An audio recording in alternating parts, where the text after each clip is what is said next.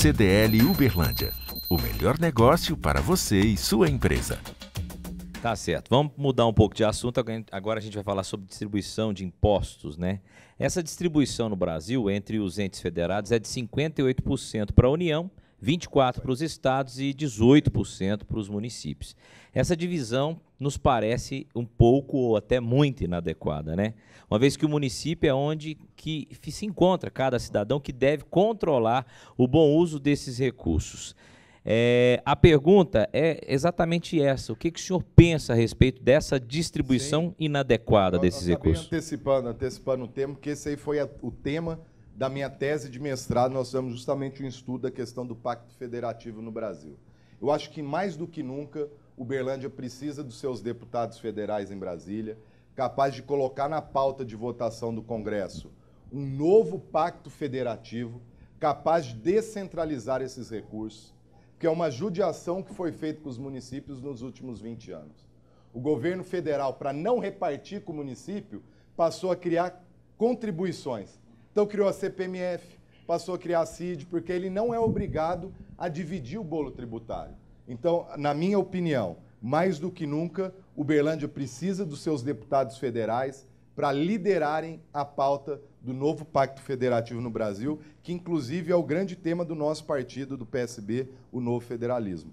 Nós aqui da CDL, a gente pensa da seguinte forma. Isso que você falou, eu concordo no migral, que a contribuição é um atalho para o governo não repassar a parte referente aos outros entes federados. Porém, nós vemos essa distribuição de impostos de forma diferente. Por quê? Se o Estado, né, digamos assim, a União, ela recebe a parte maior, que é 62%, se não me engano, 58%. Evidentemente, o município é a menor, que é 17%. E no meio você tem o Estado com 20 e poucos. 24%. 24%. Muito bem. Na nossa visão, a União deveria destinar uma grande parte disso para o município, elevando o município para quase 40% do total do bolo. Por quê? No município que as coisas acontecem, o cidadão tem condição, por exemplo, de fiscalizar tudo e acompanhar. E lá em cima, não, as coisas se perdem. E tem outro problema sério que eu sempre cito, que é o fato, por exemplo, vamos fazer uma análise. Minas Gerais tem uma área, né, metros quadrados, que é suficiente para abrigar o Nordeste inteiro. Então, você vai colocar aqui dentro Sergipe, Alagoas, Pernambuco, Paraíba, Rio Grande do Norte e o Ceará, tudo junto ainda sobra. E brinca, ainda põe um pedaço do Piauí. Entendeu? Aí eu pergunto, nós temos um governador e me parece que 2 ou 3 senadores. Isso. E essas pessoas é que realmente fazem a diferença. Os estados do Nordeste juntos, né, por exemplo, que se forem 7, você vai ter 7 governadores e 21 senadores. A força lá em cima é a favor deles. Então, sempre é o quê? É a briga velha, de que eles têm muito mais poder político, então essa divisão do bolo vai muito mais para ele desproporcionalmente ao volume arrecadado dos impostos.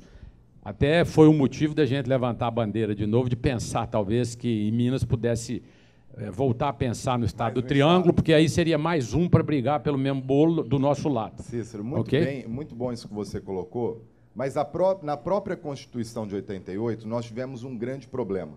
Tem um estudo que mostra que, após a Constituição de 88, nós tivemos uma elevação em 30% no número de municípios. Houve um fracionamento dos recursos e acaba que hoje grande parte dos municípios, dos pequenos principalmente, o Brasil a maioria são pequenos municípios, são dependentes do fundo de participação do município. Nós temos essa dificuldade, primeiro, de fracionamento. Nós temos uma segunda grande dificuldade, que é do ponto de vista do entender o orçamento público. Houve um momento, houve uma década de ilusão fiscal em que os gestores não entenderam que eles já tinham que começar a fazer a tarefa também do ponto de vista da despesa. Para usar uma linguagem mais prática, eles vieram quebrando o milho, colocando e sacando, mas esqueceram de plantar depois. E Uberlândia é um caso clássico disso. Uberlândia viveu nos últimos 10 anos um período de ilusão fiscal muito forte. Os gestores não se atentaram a isso, colocaram o pé no acelerador e fizeram com que houvesse um crescimento exponencial dos gastos públicos. E gastando mal, em obras inacabadas, em obras mal planejadas também, e o reflexo a gente está vendo no dia a dia das cidades. Por isso a gente colocou a candidatura lá atrás, para fazer esse tipo de discussão.